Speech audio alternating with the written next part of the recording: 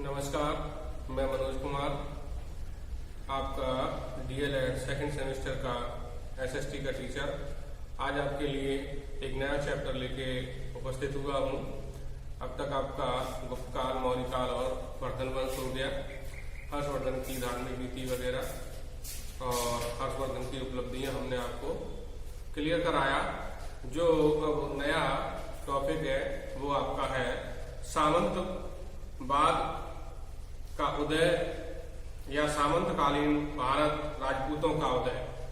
सामंतकालीन भारत में किस प्रकार से राजपूतों का उदय हुआ या सामंतवाद। सम्राट हर्षवर्धन के अगर मृत्यु के बाद देखा जाए तो 647 ईस्वी के पश्चात भारतीय इतिहास में एक नए युग का आरंभ होता है। इस युग में उत्तर भारत में केंद्रीय सत्ता के स्थान पर अनेक छोटे छोटे राज्यों का उदय होना प्रारंभ हो जाता है। इन राज्यों की स्थापना में मुख्य योग अगर देखा जाए तो राजपूत लोगों का होता है। इसलिए हर्षवर्धन की मृत्यु के पश्चात भारत में मुस्लिम राज्य स्थापना के मध्य का समय भारतीय इतिहास में राजपूत युग के नाम से जाना जाता है। हर्षवर्धन की मृत्यु कब हुई? 647 ईस्वी में। इसके पश्चात एक लंबे समय तक भारत में संक्रमणकालीन स्थिति रही। कई राज्य आए और गए, लेकिन केंद्रीय सत्ता का अभाव हो गया। अब केंद्रीय सत्ता देखी जाए तो इस समय भारत में कोई केंद्रीय सत्ता उपलब्ध नहीं थी। केंद्रीय सत्ता के स्थान पर देखा जाए तो छोटे छोटे राज्यों का उदय होना प्रारंभ हो गया। इन छोटे छोटे राज्यों के उदय में या छोटे छोटे राज्यों की स्थापना में अगर महत्वपूर्ण भूमिका किसी ने अदा की तो वो किसने? राजपूतों ने अदा की। और इसीलिए भारतीय इतिहास में मुस्लिम राज्य की स्थापना से पहले भारत का जो इतिहास है या भारत की जो सभ्यता है उसको राजपूत काल के नाम से या सामंतवाद के नाम से जाना जाता है। इस अध्याय में हम इस युग के समाज और सभ्यता के विषय में चर्चा करेंगे। राजपूत शब्द का अर्थ, राजपूत कौन थे, राजपूत क्या है, या राजपूतों के राज्य की जो स्थापना है वो राजपूतों की उत्पत्ति कैसे हुई, इस पर भी थोड़ी सी चर्चा कर लेते हैं। राजपूत शब्द का अर्थ जैसा कि संस्कृत भाषा के राजपुत्र से बना हुआ है, अर्थात राजा का पुत्र। भारत में राजकुमारों तथा राजवंशियों के विषय में यह शब्द प्रयुक्त होता था। चूंकि प्राचीन काल में अधिकतर शासक क्षत्रिय वंश के होते थे और इसीलिए राजपूत शब्द का अर्थ क्षत्रिय राजकुमारों के लिए भी किया जाता था। इस प्राचीन युग में राजपूत शब्द किसी जाति विशेष का सूचक नहीं बल्कि जाति के रूप में राजपूत शब्द का प्रयोग मध्य युग में होने लगा। अब राजपूत कौन थे? समझ में आया कि राजपूत जो शब्द है वो संस्कृत भाषा के राजपुत्र से बना है, जिसका मतलब होता है राजा का पुत्र। और प्रारंभ में क्षत्रिय जो हुआ करते थे, जो युद्ध नीति का प्रयोग करते थे, उनके लिए जो राजकुमार होते थे उनको क्षत्रिय कहा जाता था। इसलिए देखा जाए तो जो राजपुत्र या क्षत्रिय, ये राजपूत क्षत्रिय कहलाने लगे और ये ज्यादातर राजपूतों ने ही इस शब्द का प्रयोग प्रारंभ किया। राजपूतों की उत्पत्ति के विषय में अगर हम चर्चा करें तो इसमें कई विचार हमें देखने को मिलते हैं। कुछ इतिहासकार मानते हैं कि राजपूतों की उत्पत्ति दैवी रूप से यज्ञ के द्वारा हुई। कुछ इतिहासकारों का ये मानना भी है कि राजपूत जो विदेशी जातियां थीं, जिसमें शक, सीथियन, पहला, पल्लव, ये जातियां आईं और जो भारत में रच बस गईं और ये आपस में वैवाहिक संबंध स्थापित किए और इन्हीं के आपस में धर्म परिवर्तन के कारण हिंदू रीति रिवाज इन्होंने अपना लिए और ये योद्धा थे और इसीलिए इनको राजपूत के नाम से आगे चलकर सम्मिलित किया जाता है, राजपूत के नाम से जाना जाता है। कुछ इतिहासकारों का मानना है कि ये राजपूतों की जो उत्पत्ति है वो हूणों से हुई है। इसके विषय में हम चर्चा करते हैं। राजपूतों की उत्पत्ति के विषय में विद्वानों में मतभेद है। कुछ विद्वानों के अनुसार राजपूत भारतीय थे तो कुछ के अनुसार उनकी उत्पत्ति अग्निकुंड से हुई, कुछ के अनुसार विदेशी थे तो भारतीय उत्पत्ति का सिद्धांत। अब अलग अलग उसमें भारतीय उत्पत्ति किसके विचार मिलते हैं और किस इतिहासकार ने ये कहा है कि राजपूत लोग भारत की ही संतान हैं। राजपूतों की उत्पत्ति के विषय में प्रचलित एक मुख्य सिद्धांत है कि राजपूत भारतीय आर्य क्षत्रियों की संतान है। भारत में, प्राचीन भारत में आर्यों का आक्रमण हुआ और ऐसा माना जाता है कि जो आर्य सभ्यता अर्थात वैदिक सभ्यता और जो आर्य लोग थे यहाँ आए और इन्होंने भारतीय जो मूल निवासी थे उन पर आक्रमण किया। और जो कहते हैं कि मूल निवासी द्रविड़ थे और द्रविड़ लोग जो उत्तर भारत में रहते थे वो दक्षिण में चले गए और आर्य लोगों की जो संस्कृति थी वो यहाँ पर उत्तर भारत में स्थापित हुई। तो इन्हीं आर्यों की संतान को राजपूतों के नाम से जाना जाता है। राजपूत इतिहास के प्रसिद्ध विद्वान गौरी शंकर ओझा ने यह सिद्ध करने का प्रयास किया है कि राजपूत भारतीय थे। श्रुतियों के अनुसार भारतीय आर्यों की दो मूल शाखाएं थीं जो बाद में क्रमशः सूर्यवंशी और चंद्रवंशी के नाम से विख्यात थीं। बाद में एक तीसरी शाखा निकल कर आती है जिसे यदुवंश के नाम से भी जाना जाता है। राजपूतों में अगर बात की जाए कितनी शाखाएं थीं तो मुख्य रूप से प्राचीन भारत में राजपूतों की हमें दो शाखाएं देखने को मिलती हैं, चंद्रवंशी और सूर्यवंशी। लेकिन उत्तरोत्तर काल में अंत में कह सकते हो यदुवंश नाम की एक तीसरी शाखा का भी उदय हुआ। धीरे धीरे इन मूल शाखाओं की अनेक शाखाएं बनी। अब दूसरा विचार कि अग्निकुंड से कैसे उत्पत्ति हुई, तो अग्निकुंड का सिद्धांत, राजपूतों की उत्पत्ति के बारे में अग्निकुंड का सिद्धांत। ऐसा माना जाता है कि ऋषि परशुराम और तमाम ऋषि मुनि जो यज्ञ किया करते थे उनके यज्ञ को जो राक्षस लोग थे या दुष्ट प्रवृत्ति के लोग थे नुकसान पहुंचाते थे। उन नुकसान न पहुंचाए और उनकी रक्षा करने के लिए, यज्ञ की रक्षा करने के लिए, शांतिपूर्वक स्थापित यज्ञ का आयोजन करने के लिए ऋषि वशिष्ठ ने राजस्थान में जो आबू पर्वत है, आबू पर्वत पर एक यज्ञ कुंड किया, एक हवन किया और ऐसा बताया जाता है इस हवन से 4 राजपूत जातियों का उदय हुआ।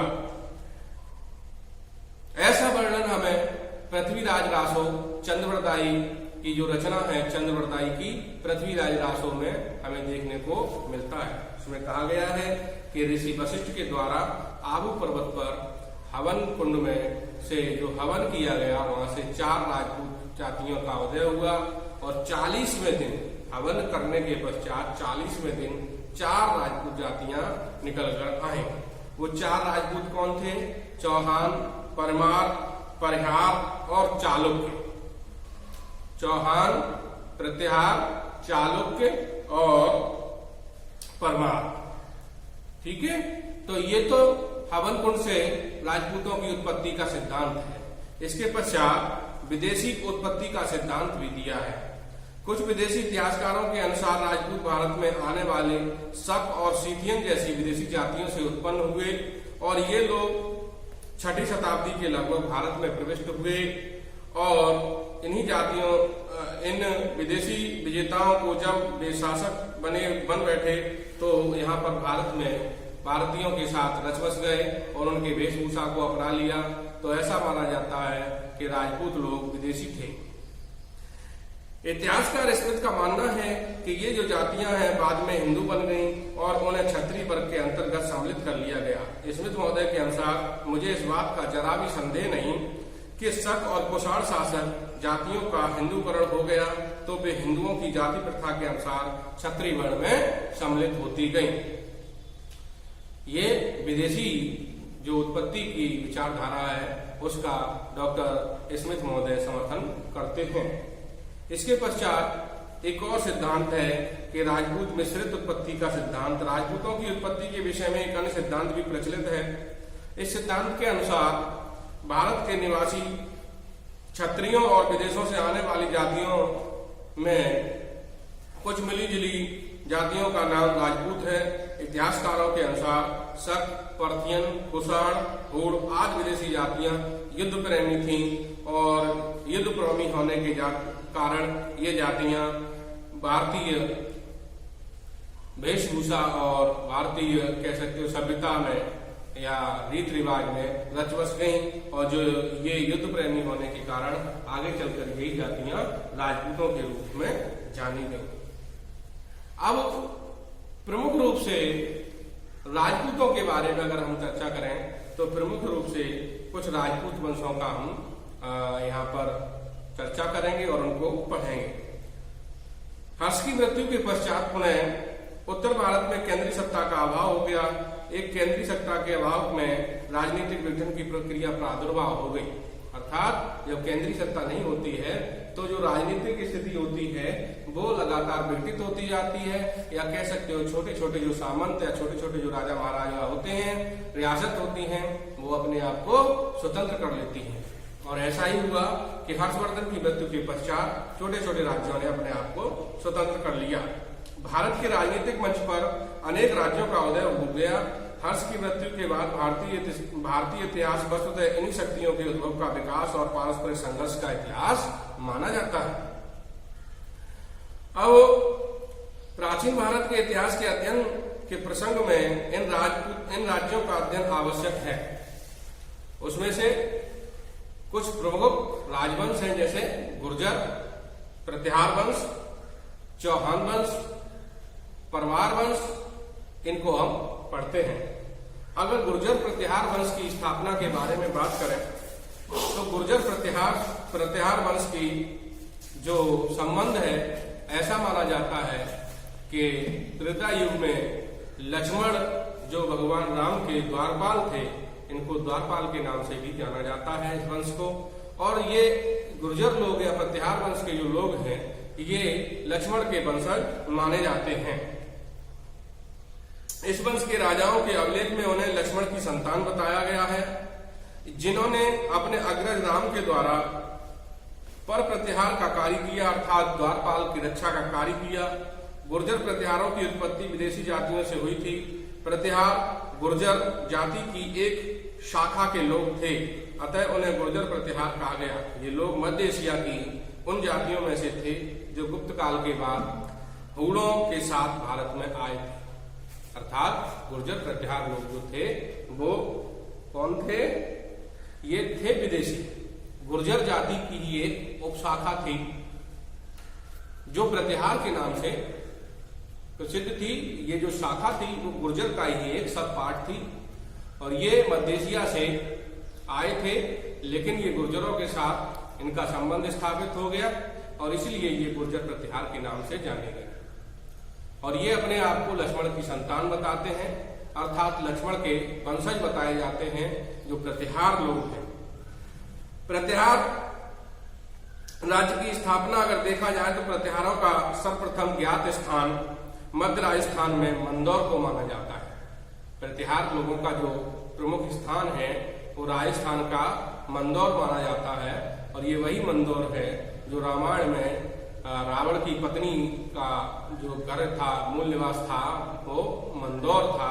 वहीं से रावण की पत्नी का नाम मंदोदरी था।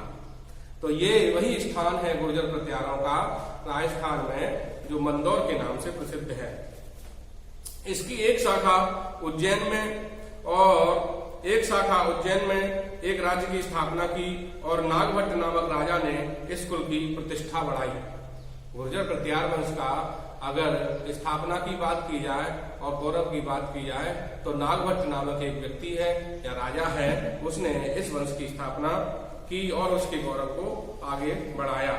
उसने संपूर्ण मालवा और आसपास के प्रदेशों पर अधिकार कर लिया और सिंध के आगे अरबों को बढ़ने नहीं दिया, अर्थात शक्तिमान एक मलेच्छ शासक था, उसको भी पराजित किया। जो नागभट्ट था गुर्जर प्रतिहार वंश का, इसके समय में देखने को मिलता है कि प्रतिहार वंश की जो गौरवमयी स्थिति दिखाई देती है, इसने मुस्लिम आक्रमणकारी राजाओं को रोका, उसको उन राजाओं को अरबों से आगे नहीं बढ़ने दिया जो आक्रांता थे। इसके समय में अरब क्षेत्र की सीमा को क्रॉस नहीं कर सकी। इसके साथ ही एक मलेच्छ शक्तिमान शासक हुआ करता था, वो बहुत शक्तिशाली था, इसी नागभट्ट ने उसको पराजित किया। इसके बाद उत्तर भारत की ओर बढ़ते हुए कन्नौज पर प्रतिहारों ने अधिकार करने का प्रयास किया और नागभट्ट प्रथम के बाद उसका बेटा जिसका नाम वत्सराज था गद्दी पर बैठा। जिसने बंगाल के पाल राजा को पराजित किया, किंतु बाद में पाल राजा ने उसे पराजय स्वीकार करने पड़ी। जो नागभट्ट का लड़का था जिसका नाम था वत्सराज, वत्सराज जब गद्दी पर बैठा तो उस समय पालों के साथ उसका झगड़ा हो गया। प्रतिहार वंश का जो वत्सराज था, झगड़ा हो गया पालों के साथ, पाल वंश के साथ, और पाल वंश के राजा को पहले तो इसने पराजित कर दिया, किंतु बाद में इसको पराजय स्वीकार करनी पड़ी, अर्थात पाल राजा से ये पराजित भी हुआ। अब वत्सराज का एक लड़का नागभट्ट द्वितीय, प्रतिहारों के राजाओं में नागभट्ट द्वितीय विशेष प्रसिद्ध हुआ। यह वत्सराज का पुत्र था, यह बड़ा ही वीर था, महत्वाकांक्षी था, प्रतापी था। उसने कन्नौज पर आक्रमण किया और इस समय यहाँ जो कन्नौज में शासक था चक्रायुध, इसको पराजित करके इसने नागभट्ट द्वितीय ने अपने ही एक अधिकारी या अपने अधीन राजा को कन्नौज पर स्थापित कर दिया। अर्थात कन्नौज में राज्य की गद्दी को प्राप्त करने के लिए पाल, प्रतिहार और राष्ट्रकूटों में जो त्रिपक्षीय संघर्ष की चर्चा होती है, या तीन राजवंशों का जो युद्ध होता है, वो कन्नौज की राजगद्दी को प्राप्त करने के लिए होता है। और नागभट्ट द्वितीय के समय कन्नौज में प्रतिहारों ने हस्तक्षेप किया और कन्नौज की गद्दी को प्राप्त करने के लिए उस समय जो कन्नौज के राजा था जिसका नाम चक्रायुध था, उसको हटाया और अपने ही अधीन एक शासक को वहां पर गद्दी पर बिठा दिया। ये त्रिपक्षीय संघर्ष या तीन शासकों में युद्ध कन्नौज के ऐसरी के लिए मालवा के प्रतिहार, बंगाल के पाल में प्रतिद्वंदता हुई। दक्षिण के दो राष्ट्रकूट वंशी शासकों जिसमें ध्रुव 780 से 793 ईस्वी, गोविंद तृतीय 793 से 814, ये राष्ट्रकूट वंश के जो शासक हैं, ये प्रतिहारों और पालों के बीच में हस्तक्षेप करते हैं। और राष्ट्रकूट वंश में देखा जाए ध्रुव से और गोविंद तृतीय से इसमें युद्ध होता है। जाने के पश्चात जल्दी होने वाली घटनाओं का विस्तृत वर्णन करना व्यर्थ होगा। यहाँ केवल यही जान लेना पर्याप्त है कि 808 ईस्वी में गोविंद तृतीय ने प्रतिहार के नागभट्ट और बंगाल के धर्मपाल और उसके अधीनस्थ कन्नौज के शासक चक्रायुध को पराजित किया, परंतु उत्तरी भारत पर राष्ट्रकूट अधिपत्य गोविंद के निर्बल उत्तराधिकारियों के समय समाप्त हो गया। अंत में कन्नौज पर प्रतिहारों का अधिकार हो गया, जिन्होंने अपनी राजधानी हटाकर कन्नौज ही स्थापित कर ली, ताकि उन्हें उत्तर भारत में सम्राटों की राजधानी कन्नौज पर शासन करने का अवसर ही मिल सके। जो त्रिपक्षीय संघर्ष हुआ, मैंने बताया कि कन्नौज की गद्दी को प्राप्त करने के लिए पाल, प्रतिहार और राष्ट्रकूटों के बीच संघर्ष हुआ। तो कभी राष्ट्रकूट शासक ध्रुव विजयी हुआ, कभी पाल शासक विजयी हुआ और कभी प्रतिहार शासक विजयी हुआ। लेकिन एक युद्ध हुआ, एक महत्वपूर्ण, जिसमें गोविंद तृतीय राष्ट्रकूट शासक था, इसने प्रतिहार शासक नागभट्ट को भी पराजित किया, इसने पाल शासक को भी पराजित किया।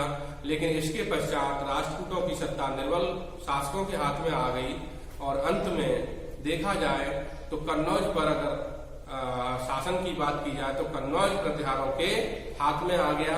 और अंतिम रूप से अगर त्रिपक्षीय युद्ध की बात की जाए तो इसमें कौन विजयी रहा, तो इसमें अंतिम रूप से प्रतिहारों को सफलता मिली, अर्थात प्रतिहारों को विजय प्राप्त हुई और प्रतिहारों ने अपनी राजधानी जो मंदौर थी वहां से हटाकर कन्नौज ही स्थापित कर ली।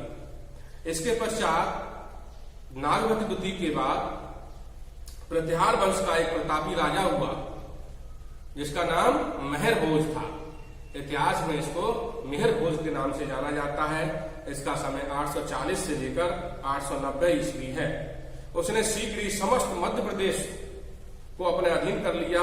विद्वानों का अनुमान है कि बंगाल के राजा देवपाल ने इसे पराजित किया था। अंत में वह मालवा की ओर बढ़ा, जिससे राष्ट्रकूटों के संघर्ष स्वाभाविक हो गया। राष्ट्रकूटों के साथ जिसका संघर्ष स्वाभाविक हो गया, इस संघर्ष में राष्ट्रकूट राजा कृष्ण द्वितीय को उसने पराजित किया।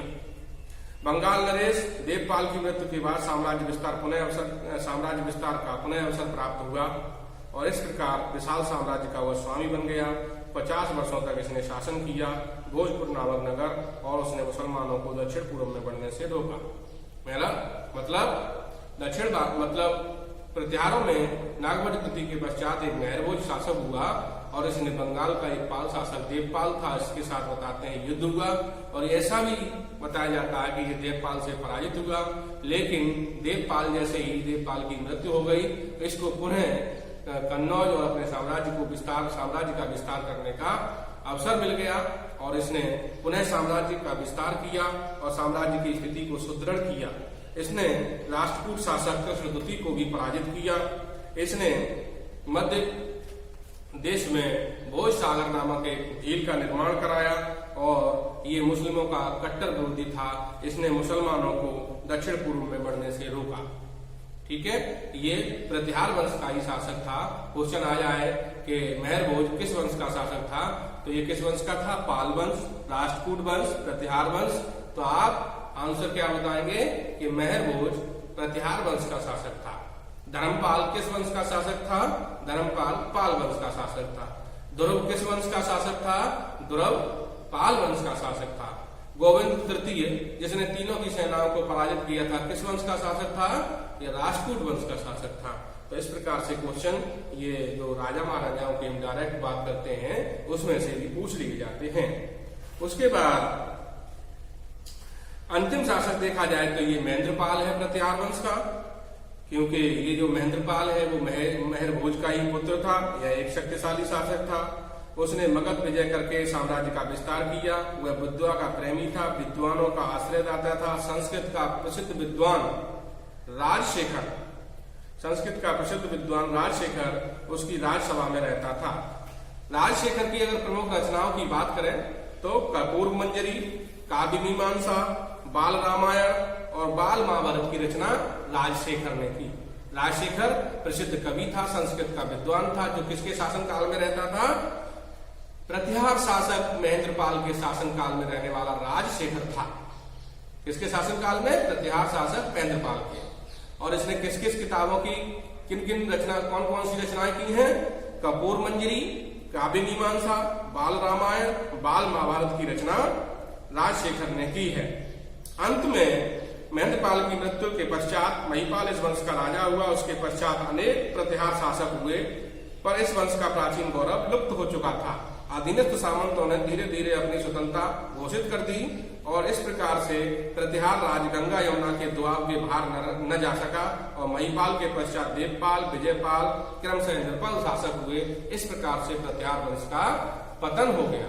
तो हमने आपको इसमें राजपूतों का जो प्रमुख वंश है उसमें प्रतिहार के बारे में बताया और प्रतिहारों का जो अंतिम शासक देखा जाए प्रमुख, उसमें महेंद्रपाल के बाद देवपाल और विजयपाल शासक हुए। उसके पश्चात प्रतिहार वंश का अंत हो गया। ठीक है, अब हम आगे दूसरा टॉपिक शुरू करेंगे इसके पश्चात नेक्स्ट वीडियो में। ठीक है।